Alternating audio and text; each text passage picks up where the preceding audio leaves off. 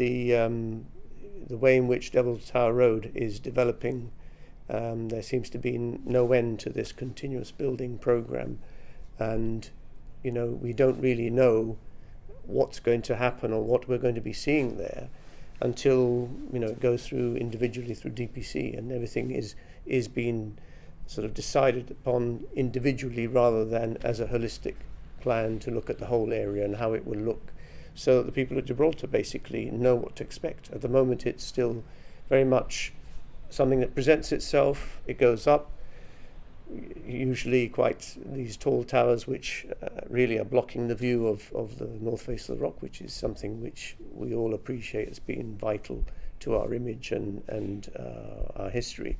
The counter-argument to that is that Gibraltar needs an income. A lot of that income comes from financial services, and high net worth individuals tend to buy properties in luxury developments.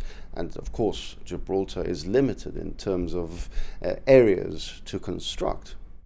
Yes, I think that's true. I don't know whether so much of what we're building along Devil's Tower Road fits that criterion of being places for high net worth individuals.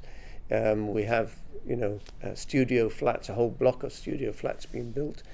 So I think that argument of high net worth may not be so strong. I know that we're short of cash. I mean, we all know that. And, when the Heritage Department of Gibraltar only gets £20,000 for this year, it's a sure indication that the government is truly short of cash. No hay dinero, as we are told time and time again.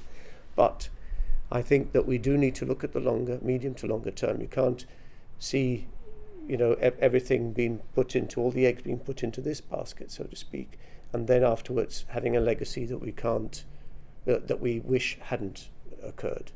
So from a heritage perspective, what is it that you would like to see in terms of a development plan going forward for Devil's Tower Road? Well, I think that there's no doubt that from a purely heritage point of view, in terms of archaeology in the ground, yes, there's bound to be some, but that's, there's nothing particularly visible above ground except our massive north face of the rock, So, I mean, our natural heritage there is at risk.